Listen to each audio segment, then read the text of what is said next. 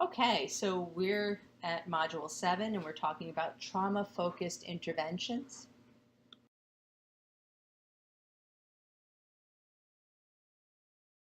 So with respect to trauma exposure, the research is pretty clear that there are a considerable number of individuals in the US and globally who will witness or experience a traumatic event.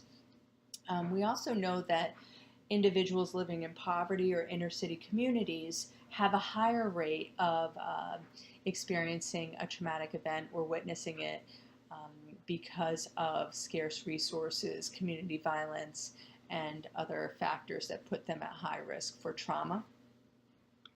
The effects of experiencing a traumatic event or witnessing it are fairly clear, um, leading to or can lead to an increased risk for substance and alcohol use, comorbid mental health problems, so depression and traumatic experiences fall hand in hand, as well as health issues such as liver and heart disease, obesity, and cancer. We also know individuals who have experienced a traumatic event are up to 15 times more likely to attempt suicide. And experiencing trauma increases the risk for post-traumatic stress disorder. There is a conception that some people hold that if you experience a traumatic event, you automatically are at risk for, or you will have post-traumatic stress disorder. And that's not always the case. Experiencing trauma doesn't always lead to, although it increases the risk of PTSD. And PTSD is characterized by persistent, frightening thoughts, intrusive thoughts and memories of the event, interruption in sleep, feeling detached or numb, and being easily startled and hypervigilant. In its most severe forms, PTSD can interfere with functioning across the board, at work, at home, and socially. Epidemiological surveys such as the National Comorbidity Survey Replication and the National Comorbidity Survey Adolescent Supplement surveyed thousands of adolescents and adults and found approximately 5% of adolescents and slightly over 3% of adults have a diagnosed post-traumatic stress disorder. Also, women appear to be twice as likely to have PSD than men. And among veterans, where a lot of this research has been conducted, rates of PTSD have been shown to be as high as 18%. So a TED Talk by John Rigg that is here for you to cut and paste is absolutely brilliant at describing the effect of trauma on the brain and how our bodies react to sensory stimuli and other stimuli in the environment before we have an opportunity to process it. So it's a very short video, but it's very informative in terms of the effects of trauma and the intersection with our brain.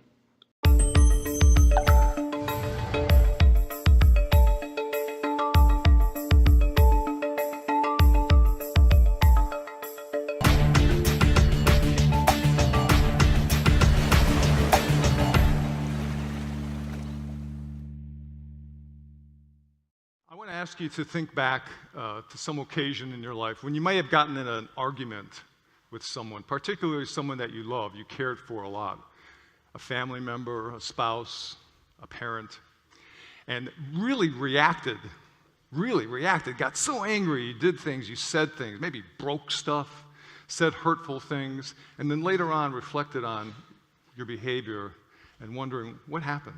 Where did that come from? I want to look at some of the factors that contribute to that type of overreaction, that mechanism, that hyperarousal that occurs. Hyperarousal, anger, hostility. Where does that come from? What generates it? I'm going to talk about stress, okay? Stress as a factor that can influence behaviors. And look at the anatomy of the human brain.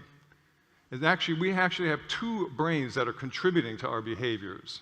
Two brains contributing to our behaviors. And stress is particularly influential on one of them. Stress is nothing that we think about, right? We don't come up with stress. It is a reaction to the external environment.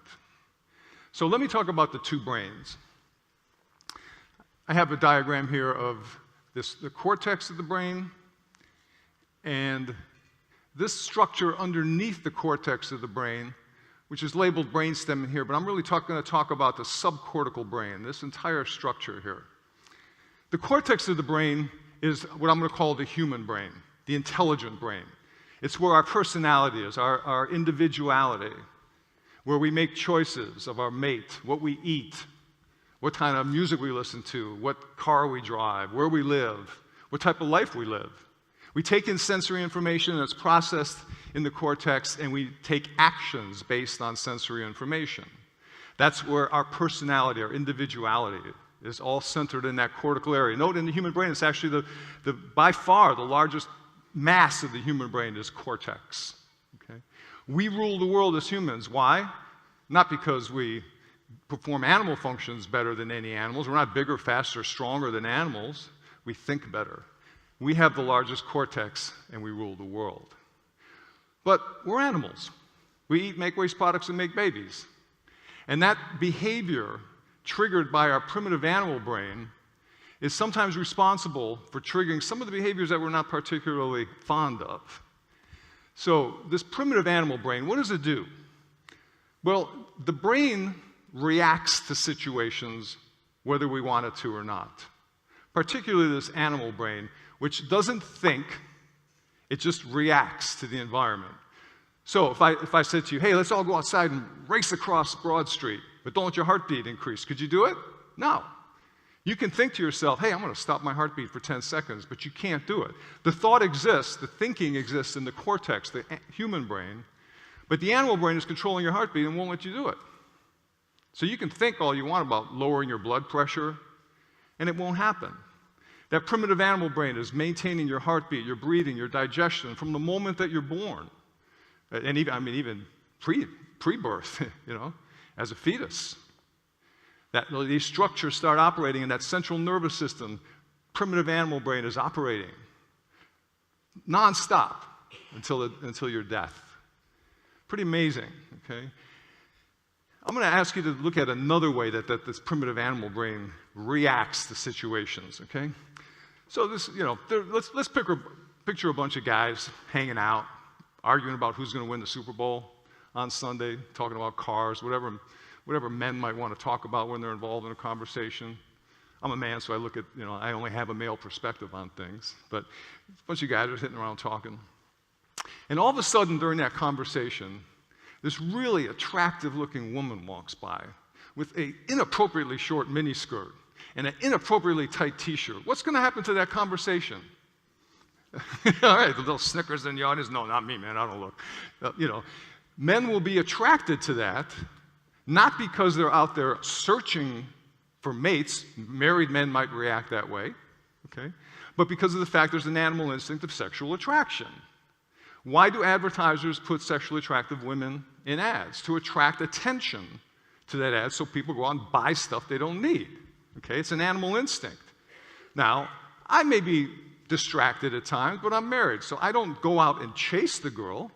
Married men, committed men in relationships might be attracted, there might be like a magnetic boom, but back focus on, hey, I'm married. Yeah, I think the Patriots are going to lose, or whatever, whatever the conversation is.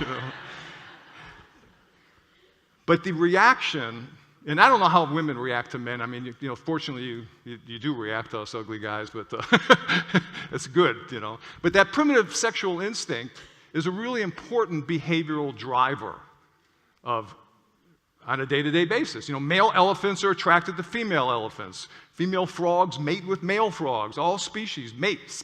Sexual attraction, basic animal instinct. A more powerful animal instinct programmed in that primitive animal brain is survival. And how do animals survive? Fight or flight. Okay? Much more powerful instinct.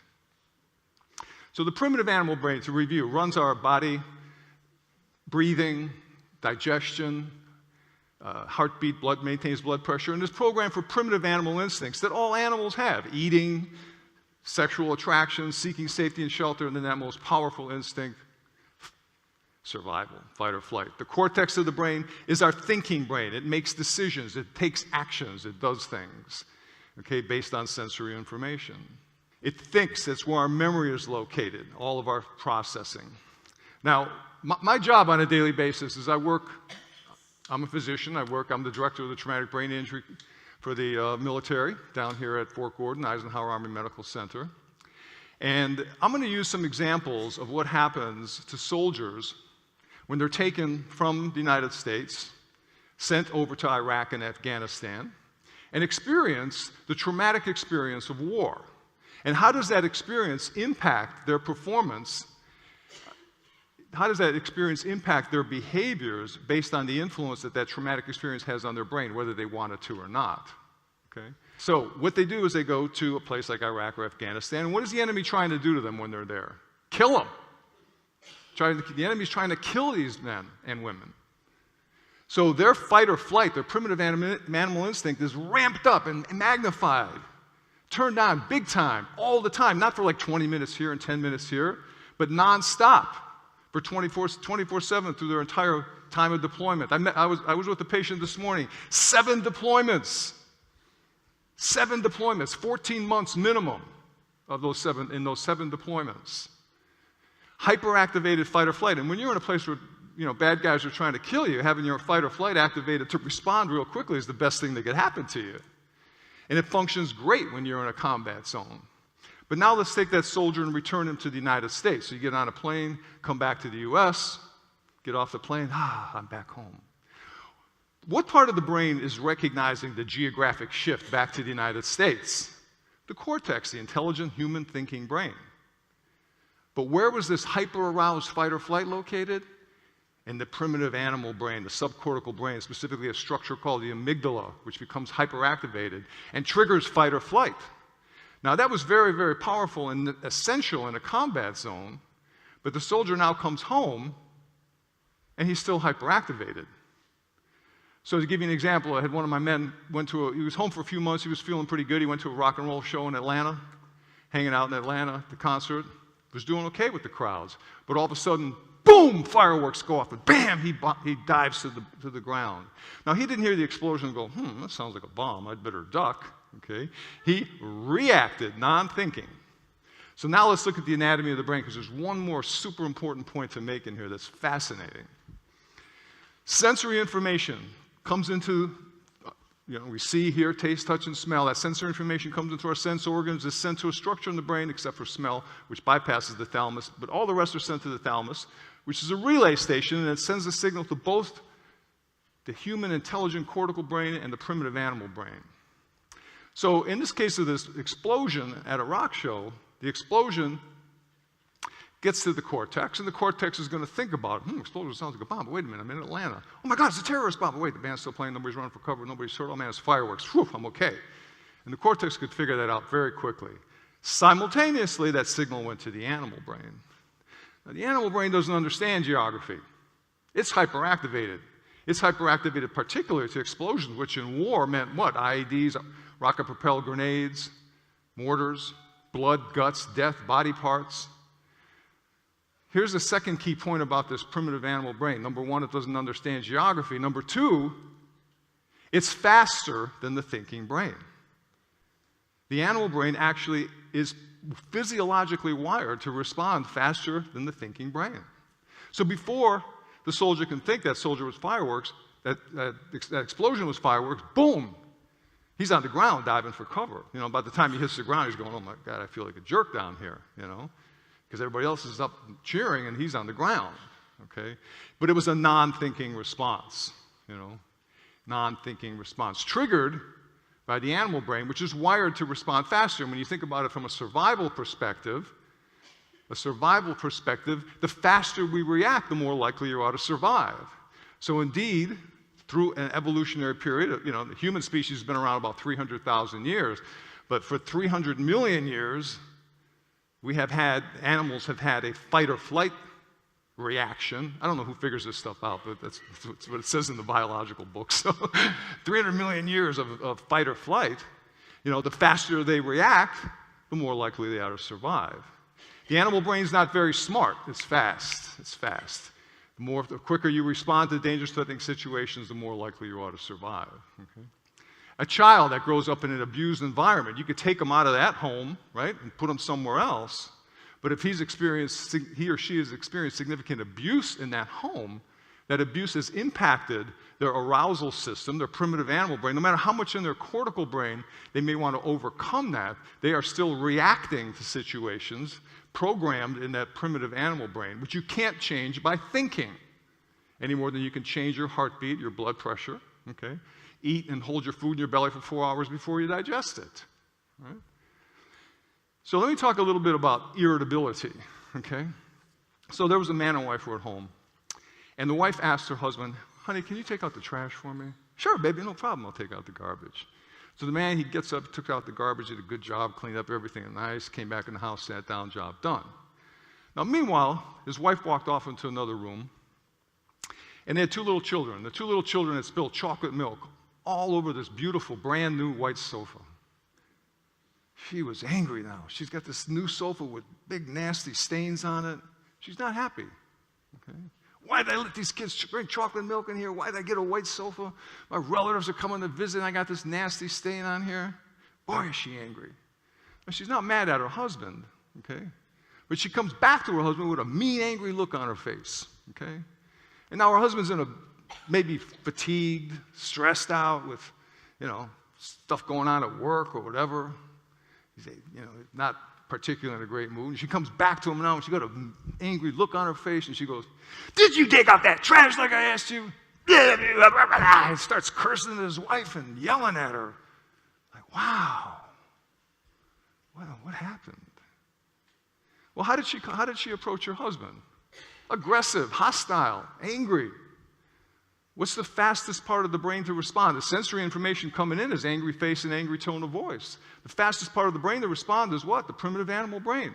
In order for that man to recognize, hey, that's my wife talking about the garbage, he needs his memory and his cortex to recognize wife and to recognize the English language. Did you take out the garbage?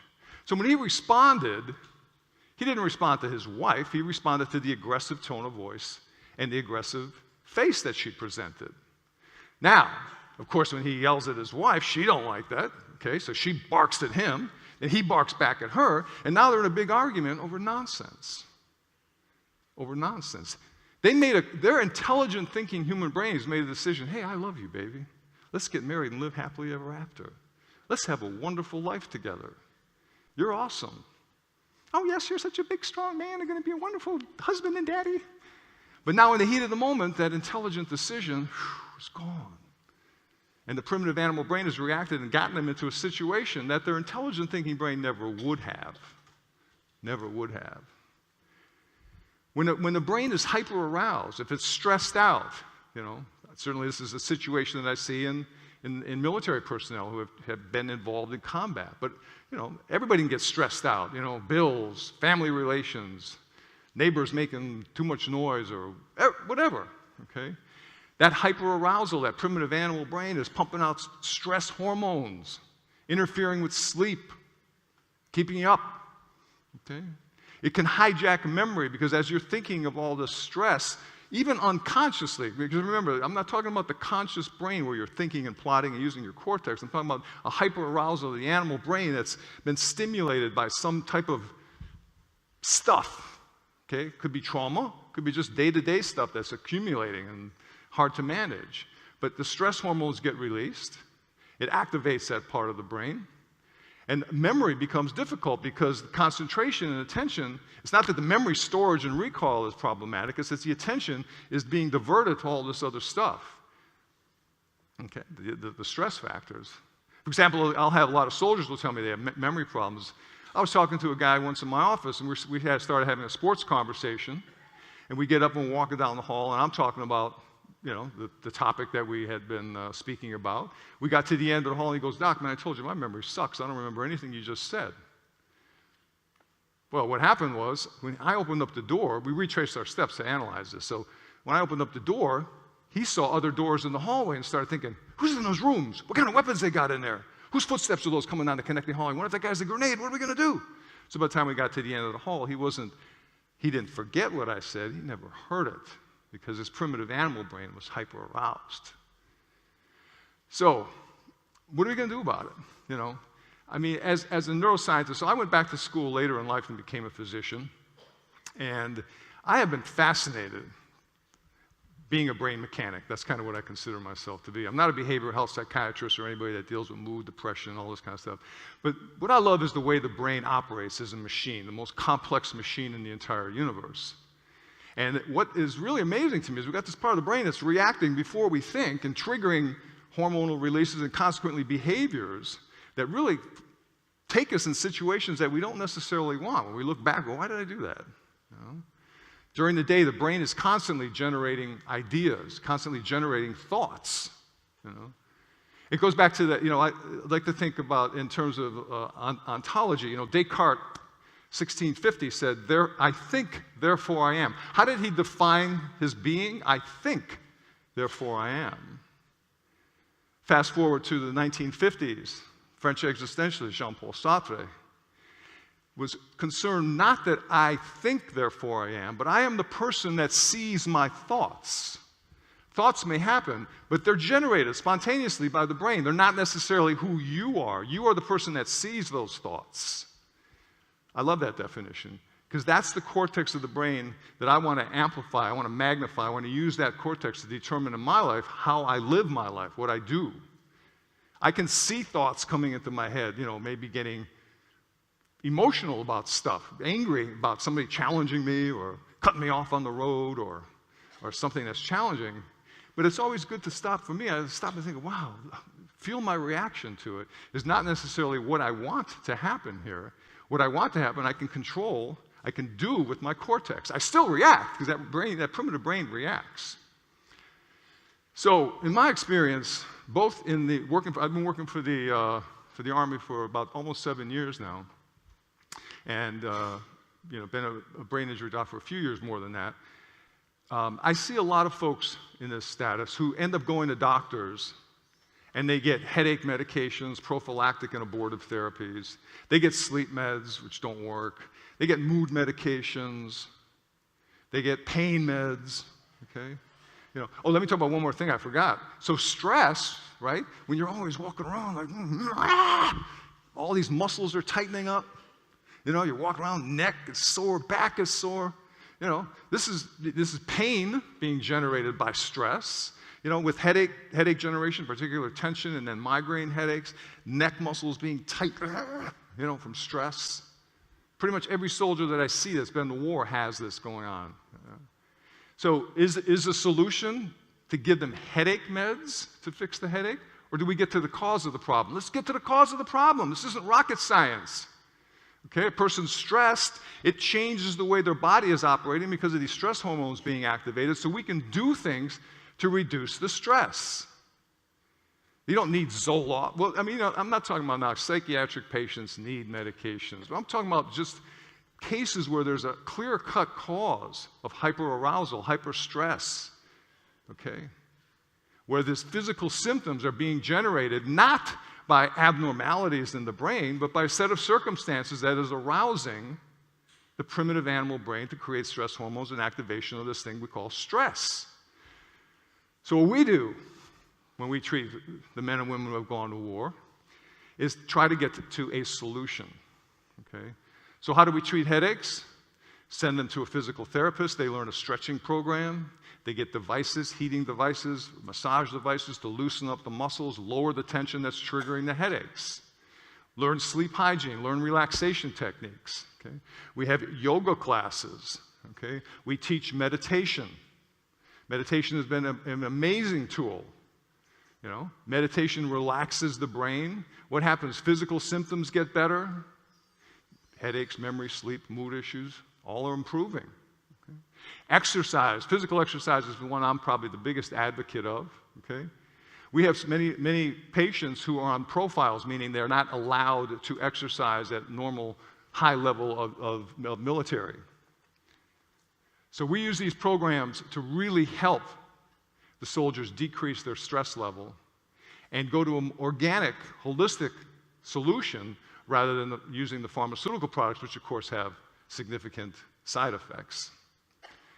So I leave you with the message of considering in your own lives how your primitive animal brain reacts to situations triggering actions, and urge you to consider alternatives to the pharmaceutical industry. I am about to demonstrate something that I do for relaxation.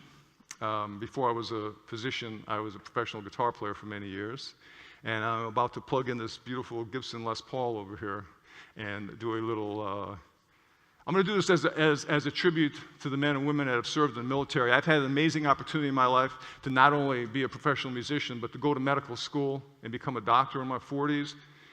Because I live in this amazing country called the United States, and I play this for all the veterans and current active duty soldiers and people involved with the military who have allowed me to have the freedom to live this crazy life that I've had. So thank you. And this is going to be for you.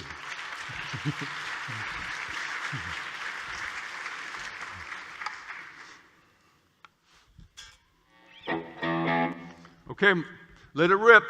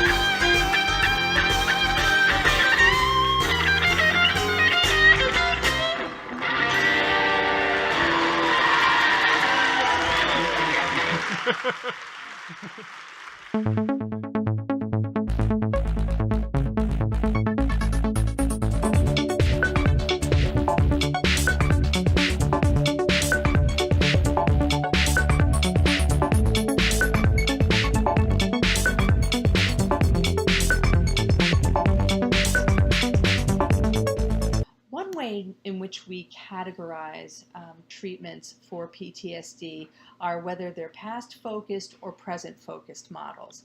And past-focused models go backwards in a sense, where they ask clients to explore their trauma in detail and work through it. So through processing the painful experience and memories is theorized to then lead to a healthier individual and decreased symptoms of PTSD. Present focus models, on the other hand, focus on improving current functioning and behavior, cognition, and interpersonal skills. So that may include providing psychoeducation and coping skills, using cognitive therapy and other approaches to correct dysfunctional thinking.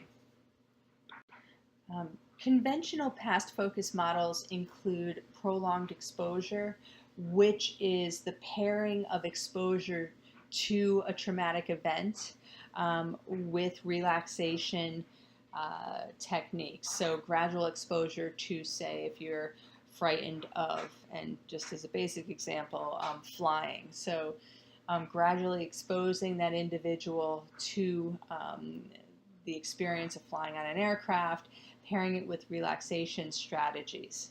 Okay. And cognitive processing therapy is another past-focused model. And that's where the individual works with a clinician to identify first and then modify dysfunctional thinking about the trauma, which then allows that event to be processed. And there's a clip below that gives you an idea of what CPT involves that is quite informative. Other types of past focus models include EMDR, which is eye movement desensitization and reprocessing. And so that is guiding the individual through a structured eye movement from side to side in an attempt to reduce the negative emotions and symptoms. And also narrative exposure therapy.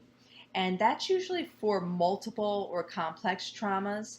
So the individual would develop a chronological narrative about their traumatic experience, including the painful as well as potentially positive events. So a whole gestalt of the event and everything around it to develop a story and refine, understand the traumatic episode.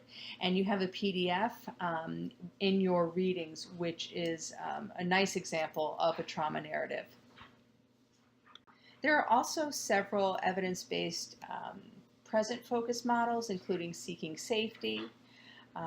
So that is, again, and as the name implies, focusing on what individuals need to feel safe and to build coping skills, as well as how to cope with triggers and setting boundaries. And stress inoculation training, and that's a form of cognitive behavioral therapy in which the individual anticipates and becomes inoculated from stressors. Okay. So in terms of looking at the research, both past and present focus models are equally effective according to randomized controlled trials. Yet, most of the literature that we have, or the research that we have, has focused on past focused models. And because of such, prolonged exposure, CBT, and EMDR are considered the gold standard treatments for trauma and PTSD. Finally, I'd be remiss if I didn't talk about pharmacological agents such as Zoloft, Paxil. So antidepressants are frequently used to help the individual with feelings of depression, sadness, worry, agitation, anger. So similar to what we talked about in Module 5 with depression, the first question you would want to ask is, do we need emerging programs and practice models? Is there a need for them? And the answer here also is yes, for several reasons. The first is that there's a high rate of dropout with some of these therapeutic approaches. Additionally, I had mentioned voltage drop in Module 3, and that's the tendency for an intervention which performs well in a laboratory setting to not be as effective when delivered in real-world environments, and that is particularly true with PE and other gold standard approaches. We found that between 25% and 50% of individuals treated with these approaches do not show any discernible benefit. Additionally, we find that these treatments are not effective for certain populations. So they're less effective for veterans than civilians with PTSD. And that's the same for pharmacology. Also, there's been a criticism levied against prolonged exposure in particular that it can exacerbate symptoms. Here's an example from a recent article about an individual, a former Marine, who had undergone prolonged exposure. And so the concern is real that this could potentially harm individuals or a certain segment of the population and may not be the best therapeutic approach. Okay, so there's a host of emerging programs and practice models in this area which are encouraging.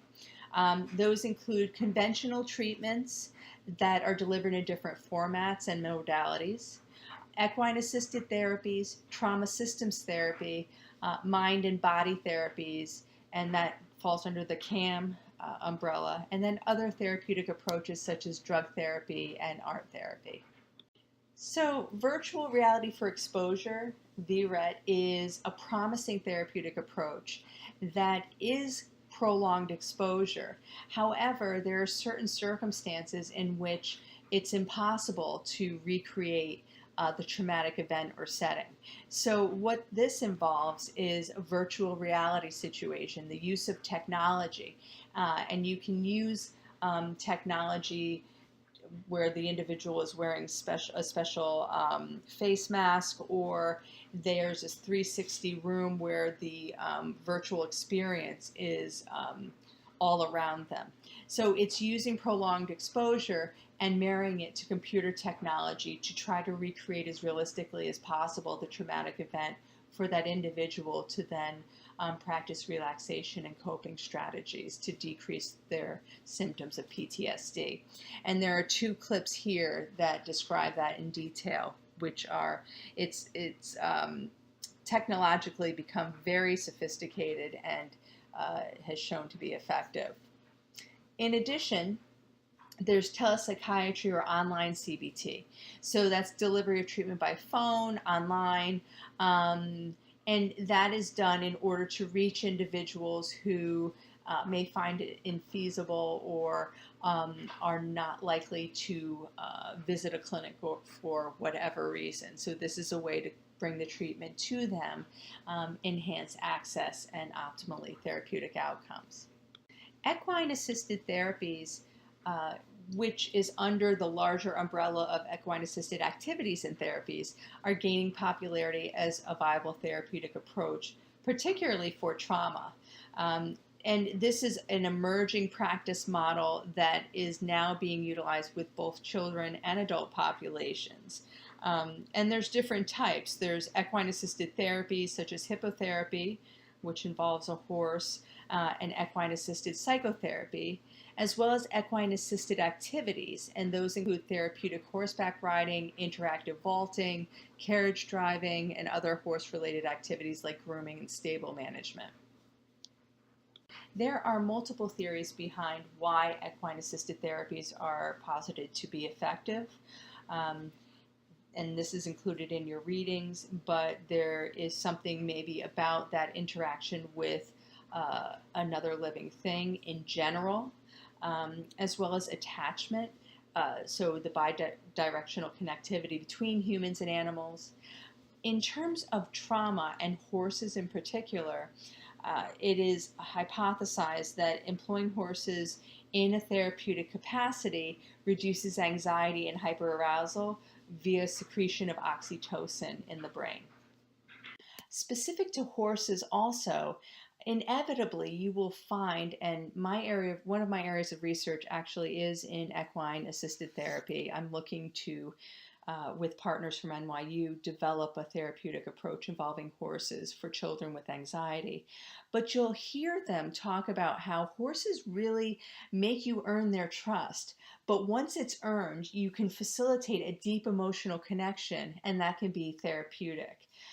Interestingly enough, when I was running those obstacle races that I mentioned in Module 1 when I described my picture of the death wish. Some of those obstacle races were conducted or led by individuals who used to be in the military. And more than one would talk about how re-entry after being in the military was very difficult for them. But what really helped facilitate that was connection to animals, either working in a vet's office or working at a stable. And specifically, horses had a real unique connection with some of these individuals. So there may be something to all this anecdotal evidence or theory that horses bring something different to the table, so to speak. Additionally, when you're working with a horse, you may be gaining mastery in terms of your riding skills, and that kind of mastery can also be very therapeutic. Equine assisted therapies can involve both mounted and unmounted activities. Again, children and adults are using this model. And it varies depending on the model. Usually there's a mental health professional involved. There also may be an individual that's trained and certified by PATH or EGALA or another certification to work with horses. And activities can include tacking and grooming the horse, riding. You can conduct psychotherapy on the horse. And you're building your own skill set in terms of riding, as well as coping skills, communication, skill building, and other ways to address the symptoms of PTSD.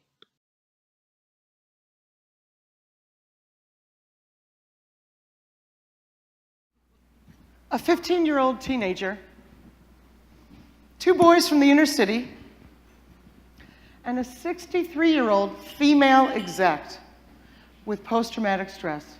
What do they all have in common? Horses. Their connection to horses. These animals have been in our lives since the dawn of time. Their strength, their power, their energy is so magnificent. I'm hardwired. When I see a picture like that, I almost am brought to stillness. They're so beautiful. But is there something else about these animals that's really pivotal for our lives today? I think so. I know so. Researchers have said 80% of our learning is nonverbal. That's a pretty high percentage. And if that's the case, there has to be some way that we can facilitate that or learn about that in our lives. Horses are the answer. Horses are masters of non-predatory power. What that means is they don't have big claws and sharp teeth, but they're very powerful. They handle their power in ways that are not predatory. A lot of it has to do with their anatomy. Horses have eyes on the side of their head, and that affords them a wide range of vision with which to see. They see things very close. They see things afar off. They actually see everything except for what's right behind them, almost 360 degrees. And that's how they live. A very satiated, curious state, very open. Works well for them. Unless there's something either far off or close up that threatens that. An object or something or someone that could possibly, in their mind, be a predator. And in an instant, they go from that wide open range, wide angle living, to a narrow, tiny frame where they focus, they hyper-focus on that object because they have to know, do I have to flee?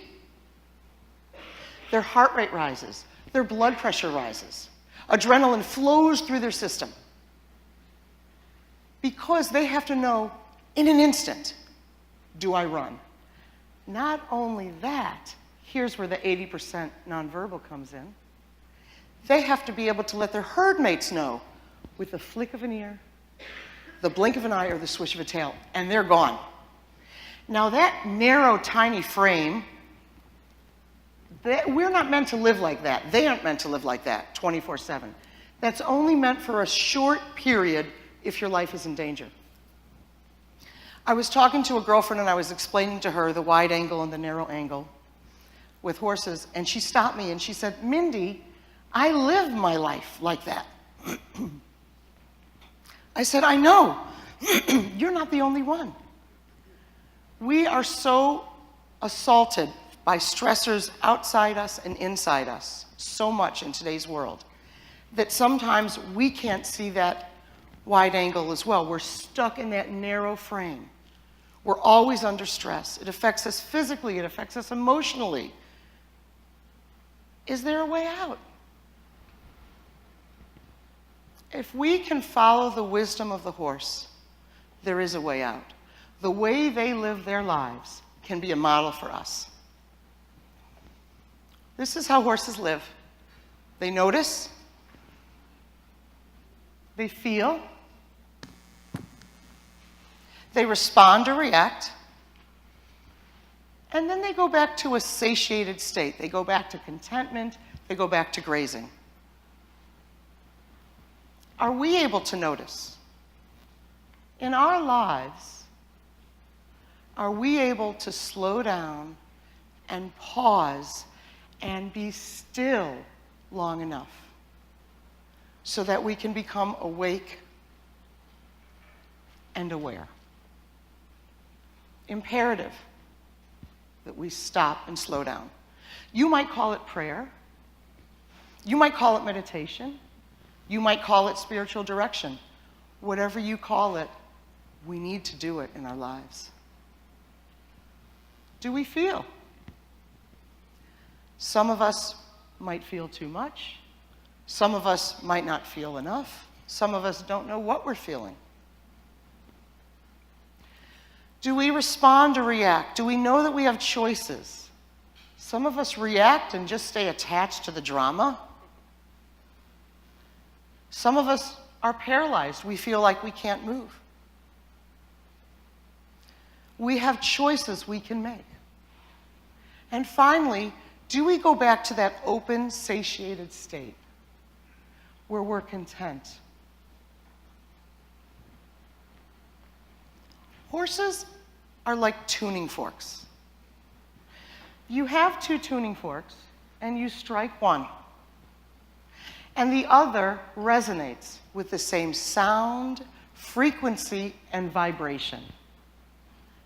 That's what horses do, only instead of tuning forks, it's hearts, and their heart to our heart, and our heart to their heart.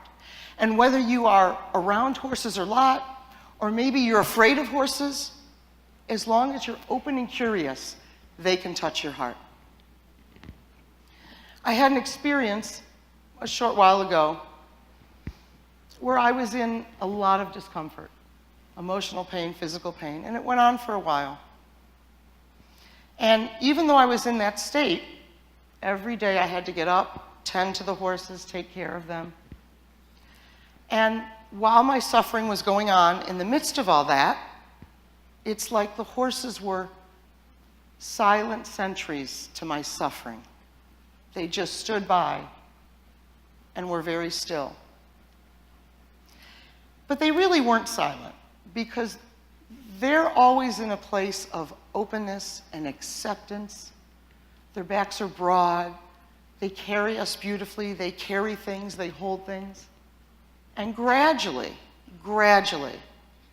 I was able to open up to more acceptance and more letting go. And what became a wound eventually became a window. And the things about windows is we look out from them, and we can see, and we can notice, and we can become aware. That's the gift, the wisdom of the horses. I had a woman come out to the farm, and I put the horse up on cross ties. And I said to her, I want you to walk from the horse's head and then just walk towards his hind end. And as you do that, I want you to focus on what you think the horse might be feeling. And so she did that, and she started at the head, and she walked, and she got behind him. She passed behind him at a real safe distance, and then she came up to the other side. And I said, now, I want you to focus on what it is that you're feeling in this moment. And she did that, and I'm just observing. The horse is standing perfectly still. He never moved. But he turned his head and his neck, and as she walked forward, he tracked her with his eyes and his head. Now remember, he could see her perfectly fine. We already talked about that. But in that moment, with her walking around and towards him, there was something about her that he was drawn to. He wanted to see her. He wanted to notice her more. And I'm watching this and I'm thinking, oh my, 1,200 pounds. Just noticed this woman. 1,200 pounds just saw this woman. Some people spend their whole lives not being noticed or not being seen. So the exercise was over, and I said, how was it for you? She said, oh, it was so profound. I said, tell me. She said, when I first started walking, I was aware that I don't even know what I'm feeling a lot. And then I thought, the times that I do, I think I overreact. And then the second part, he's so powerful and he's so strong, but he's so kind and gentle. I felt soothed. And I thought, that is beautiful. How many of us in our days feel soothed? That was one horse, one exercise, two people with different lenses on life. And in a very short amount of time, that horse spoke very deeply to both of us. This is how horses heal and how they transform. And whether you are a teenager, whether you're two children from the inner city, whether you're an executive, the wisdom of the horse can speak to that. When you can be present to your body in the moment, to what you're feeling, and when your heart can be open, filled with gratitude. The wonderful thing about gratitude is the more grateful you are, the more grateful you become. And when your mind is in a place of curiosity, compassion, and non-judgment, that's a beautiful way to live, with your mind and your heart and your body all in sync. Because you can learn every life lesson in the barn. Loss, love, grief, letting go, surrender, attachment, non-attachment, love, gratitude, awe, can all be learned in the barn. And when you allow the wisdom of the horse to really impact your life, impossible things can happen. I know this to be true. You might think that it's impossible to get a horse to sit. People sit. Dogs sit. But yet, you can teach a horse to sit on a beanbag chair. Dreams can happen when you're following the wisdom of the horse and letting them heal and transform and empower. You can take an 11-year-old girl from the northwest side of Chicago with cat-eye glasses who loves her pony very, very much. And she just might give a talk at TEDx Wilmington. God bless.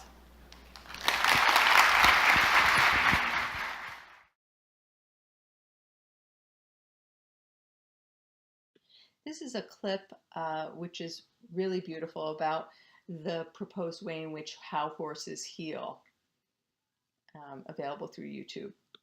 Moving on to trauma systems therapy. So TST was developed by Glenn Sachs, who's former chair of the Child and Adolescent Department um, at NYU Child Studies Center. And this is a systems level intervention for children and adolescents who have experienced complex trauma and have associated emotional behavioral problems. And it's conceived of as a wraparound therapeutic approach. So it addresses both the child's needs as well as their environment and what is needed in that environment in order to enhance the child's sense of safety and manage their emotions and behavior. Critically, this therapeutic approach involves the child's caregivers as active participants, and because they are perceived as instrumental to support the child and ensuring that that child does feel safe and that it is a realistically safe environment for them. There is a stepwise process in terms of the components of TST. First, though, it starts with a very comprehensive assessment. And once the assessment's complete, the child is placed in one of 3 treatment phases. The first would be a safety-focused phase, and services would be provided twice a week in the home and the community. The focus there is on stabilizing those areas or settings to ensure it's meeting the child's needs. Second is the regulation-focused phase, and that's typically provided by a mental health professional to help that child regulate their emotions and their behavior. And then there's the beyond trauma phase. That's psychotherapy to help the child understand the traumatic experience and how it impacts them. So skill building regarding coping is emphasized, as well as the development of a trauma narrative, which we mentioned earlier on. Individual sessions with the child and the caregivers are included in treatment. In addition to that, there may be psychopharmacology offered to the child, and that could include SSRIs, sleeping aids, antipsychotics. Really, the goal is to stabilize the child, enhance their capacity in terms of coping and regulation of emotions and behavior. And there's an attempt to help that child with pharmacological agents in the acute phases, but after the child is stabilized, they try to wean them off of the medications. A critical facet of this approach is that it is an individualized treatment.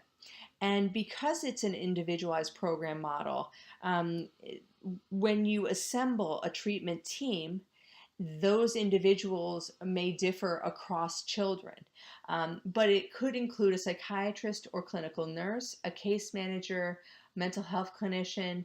At times, legal representation is called in as a part of the team. So it would really vary upon the child's presenting issues, the family constellation, and that comprehensive assessment at the beginning would then guide who is involved in that child's care. Next, we're going to focus on mind-body treatments. And again, this is CAM that we talked about in depression. And there are various forms of these therapeutic approaches or interventions that have been utilized and tested, including mindfulness and meditation, relaxation therapy, progressive muscle relaxation, which is kind of like muscle relaxation therapy, but it is very specific to tensing and releasing various muscles to decrease anxiety. Biofeedback, so that's gaining awareness of your bodily functions, such as your heart rate, blood pressure, and muscle tension, and being able to self-assess. And yoga, so body postures, breath control, and also included with that is meditation. Again, such as what we spoke about with the depression CAM, administration would vary based upon technique as well as the theoretical position. Another form or emerging practice model is drug therapy, and specifically MDMA. And that is used primarily for treatment-resistant PTSD. Historically, it was administered as an adjunct or prior to the therapeutic session because it was theorized to open up the individual so that they would be able to communicate about their trauma. It targets fearful response typical of PTSD, and it would be used along with prolonged exposure. So there are several theories behind MDMA, including, and it all has to do with the brain. So serotonin release from MDMA is alleged to increase oxytocin levels. And so the individual is able to re-experience the traumatic event without being overwhelmed or flooded with fear. It can also alter brain activity. So it has been shown to increase blood flow in frontal and occipital areas of the brain and reverse the abnormalities due to PTSD. And again, it was used primarily in the 60s as allowing the individual to engage in the therapeutic experience without, again, being flooded by fear. Finally, we're going to talk about art therapy as a therapeutic approach for symptoms of PTSD. And the theory behind that is that language breaks down or shuts down when you are experiencing a traumatic event. The amygdala, which is the brain's danger center, becomes activated. And because of that, an individual can become desensitized or separated from their body. So that feeling of detachment or numbness. And what art therapy is proposed to do is it facilitates or encourages the expression of emotions visually or that are stored in the body. And the use of media connects the individual to a physical sensation and as well as signs, and both of those are theoretically connected to the amygdala. So it's a really interesting theory about how art therapy works. And if you click on the TED Talk, Melissa Walker speaks about how art and specifically creation of a mask that represents a traumatic experience can be very therapeutic for individuals with PTSD. And it gives a representation to something that words cannot.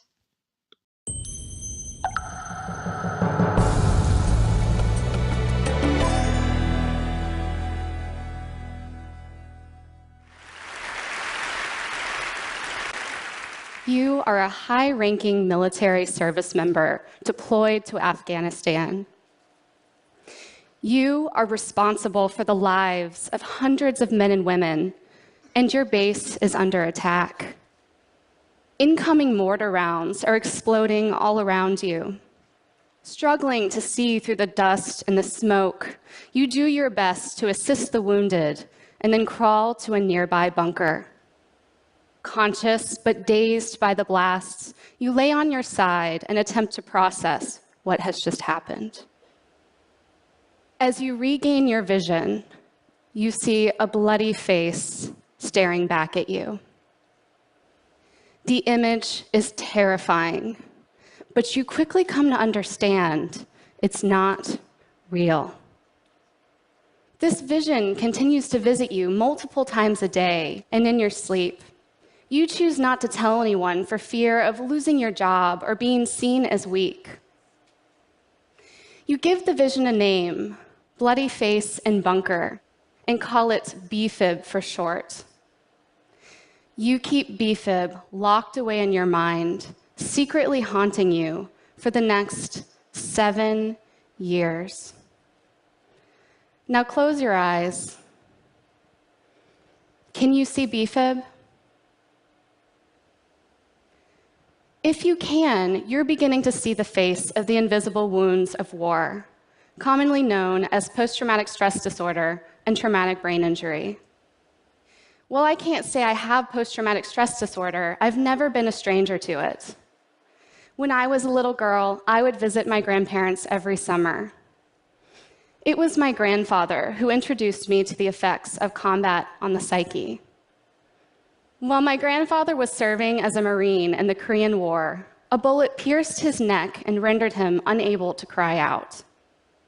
He watched as a corpsman passed him over, declaring him a goner, and then leaving him to die. Years later, after his physical wounds had healed and he'd returned home, he rarely spoke of his experiences in waking life. But at night, I would hear him shouting obscenities from his room down the hall. And during the day, I would announce myself as I entered the room, careful not to startle or agitate him. He lived out the remainder of his days isolated and tight-lipped, never finding a way to express himself, and I didn't yet have the tools to guide him. I wouldn't have a name for my grandfather's condition until I was in my 20s. Seeking a graduate degree in art therapy, I naturally gravitated towards the study of trauma. And while sitting in class learning about post-traumatic stress disorder, or PTSD for short, my mission to help service members who suffered like my grandfather began to take form. We've had various names for post-traumatic stress throughout the history of war. Homesickness, soldier's heart, shell shock, thousand-yard stare, for instance. And while I was pursuing my degree, a new war was raging, and thanks to modern body armor and military vehicles, service members were surviving blast injuries they wouldn't have before. But the invisible wounds were reaching new levels, and this pushed military doctors and researchers to try and truly understand the effects that traumatic brain injury, or TBI, and PTSD have on the brain. Due to advances in technology and neuroimaging, we now know there's an actual shutdown in the Broca's, or the speech-language area of the brain, after an individual experiences trauma. This physiological change, or speechless terror as it's often called, coupled with mental health stigma, the fear of being judged or misunderstood, possibly even removed from their current duties, has led to the invisible struggles of our servicemen and women. Generation after generation of veterans have chosen not to talk about their experiences and suffer in solitude. I had my work cut out for me when I got my first job as an art therapist at the nation's largest military medical center, Walter Reed. After working for a few years on a locked inpatient psychiatric unit, I eventually transferred to the National Intrepid Center of Excellence, NICO, which leads TBI care for active duty service members. Now, I believed in art therapy, but I was going to have to convince service members, big, tough, strong, manly military men, and some women too, to give art making as a psychotherapeutic intervention a try. The results have been nothing short of spectacular. Vivid, symbolic artwork is being created by our servicemen and women, and every work of art tells a story. We've observed that the process of art therapy bypasses the speech-language issue with the brain. Art making accesses the same sensory areas of the brain that encode trauma. Service members can use the art making to work through their experiences in a non-threatening way. They can then apply words to their physical creations, reintegrating the left and the right hemispheres of the brain. Now, we've seen this can work with all forms of art: drawing, painting, collage. But what seems to have the most impact is mask making. Finally, these invisible wounds don't just have a name. They have a face. And when service members create these masks, it allows them to come to grips, literally, with their trauma. And it's amazing how often that enables them to break through the trauma and start to heal. Remember BFib? That was a real experience for one of my patients. And when he created his mask, he was able to let go of that haunting image. Initially, it was a daunting process for the service member, but eventually he began to think of BFib as the mask, not his internal wound. And he would go to leave each session, he'd hand me the mask and say, "Melissa, take care of him." Eventually, we placed BFib in a box to further contain him. And when the service member went to leave the NICO, he chose to leave BFib behind. A year later, he had only seen BFib twice, and both times BFib was smiling and the service member didn't feel anxious. Now, whenever that service member is haunted by some traumatic memory, he continues to paint. Every time he paints these disturbing images, he sees them less or not at all. Philosophers have told us for thousands of years that the power to create is very closely linked to the power to destroy. Now, science is showing us that the part of the brain that registers a traumatic wound can be the part of the brain where healing happens too. And art therapy is showing us how to make that connection. We asked one of our service members to describe how mask making impacted his treatment, and this is what he had to say. You sort of just zone out into the mask. You zone out into the drawing. And for me, it just released the block. So I was able to do it. And then when I looked at it after 2 days, I was like, holy crap, here's the picture, here's the key, here's the puzzle. And then from there, it just soared. I mean, from there, my treatment just went, you know, out of sight, because they were like, Kurt, explain this, explain this. And for the first time in 23 years, I could actually talk about stuff openly to like anybody. I could talk to you about it right now if I wanted to, because it unlocked it. It's just amazing. And it allowed me to put 23 years of PTSD and TBI stuff together in one place that it's never happened before. Sorry. Over the past 5 years, we've had over 1,000 masks made. It's pretty amazing, isn't it? Thank you.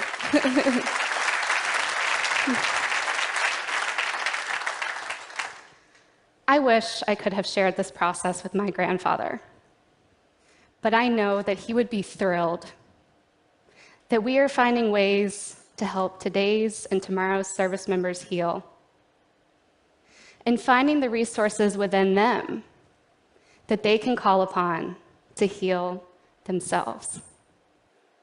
Thank you.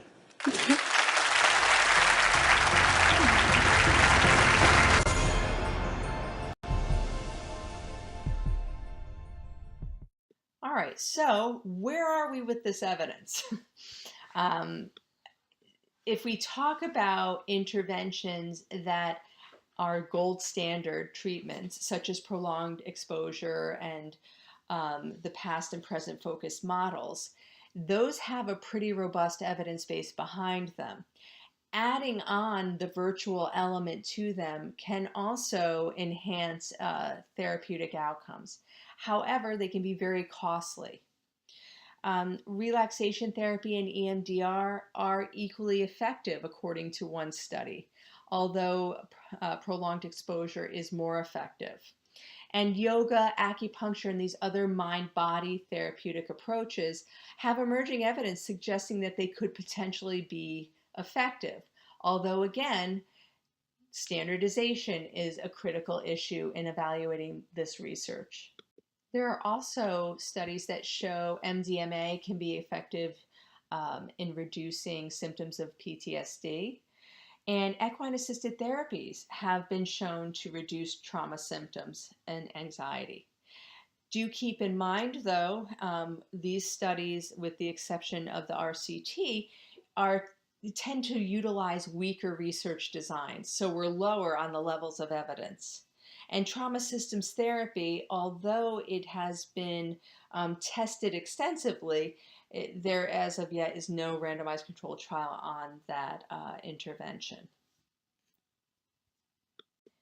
So when we talk about translational science and the need for translational science, it is clear that many of these alternative treatments, because they rely on less rigorous study designs, may need additional research in terms of efficacy and effectiveness trials to discern the true benefits of these approaches. But when we think about the dissemination and the adoption of some of these approaches, for example, trauma systems therapy, that has been adapted in a very systematic way across settings. So in inpatient settings with different populations. And there's a pretty solid research base that suggests that you can adapt trauma systems therapy across different settings and modalities and still get positive outcomes or therapeutic outcomes. And it calls into question that trauma systems therapy, for example, doesn't have a randomized controlled trial yet. However, it has been adopted and disseminated. So, should efficacy studies come before adoption and implementation? It's an interesting question. There's recent literature that suggests that we do look at it in the way of instead of going from the top down with efficacy and effectiveness studies guiding best practice and then how do you adopt them, we look at clinical practice as it exists now, and then we build a research infrastructure behind it. So if we know in a clinic setting, our practice wisdom suggests that treatment X is really helpful for a given population, but there's no evidence behind it, we then build a research agenda to test it in a systematic way so then we can disseminate it. So it's an interesting question. It's something to keep in mind when you're assessing the levels of evidence, that because an intervention may not have the most rigorous level of evidence, does that necessarily mean that that's a fault, or a point to consider? And a second argument around that is maybe we're looking at it in the wrong way. Maybe we should look at it as this has been something that's been very therapeutically helpful for our clients. It has no evidence base. It's part of standard practice. Now let's test it in a rigorous way so that we can disseminate it across settings and discern the true benefits of this potentially effective intervention. Beyond this, we want to look at the larger implications of emerging practices. So access is a real issue. There are most people, adults and children, who need mental health treatment going without it. And there are very real barriers to help seeking. Some of that may be perceptual and how they view mental health services and conditions. There may be logistical obstacles like transportation and childcare. And there may be issues inherent to the agency or setting itself. Waitlists for services, language barriers, no services offered in a given geographic area. So another question may be, should we be focusing our efforts on how to facilitate access to these treatments? And in tandem with that, should we be taking a closer look at virtual models such as online or by phone?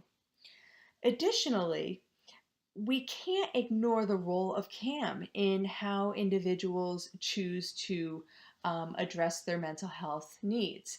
And we do know that a substantial number of individuals are investing and utilizing alternative treatments. So we need to look at that closely, and we need to stop putting that on the periphery of mental health treatment, but incorporating it in through rigorous research to discern the true benefits of it, as well as whether it is a suitable adjunctive or sole treatment for some mental health conditions. And we do know that at this point, consumer or client preferences have a very definitive and important role in mental health treatment receipt. So we want to take a close look at what do clients actually prefer, and that keeps concordant with a patient-centered care model where we're looking at the needs of the individual, our practice wisdom, the evidence around us, as well as what is it that the client values and what do they prefer as a therapeutic model or package. Okay, so I have talked to you enough. This is the end of Module 7. Remember, if you look at the syllabus, this module stretches over 2 weeks. There's a lot of reading to do for it. Next module, we'll talk about integrating behavioral health and healthcare, including innovative detection and outreach models. And your final online post is due in the chat for Module 7. Have a great week or 2 weeks, and we'll pick up with Module 8.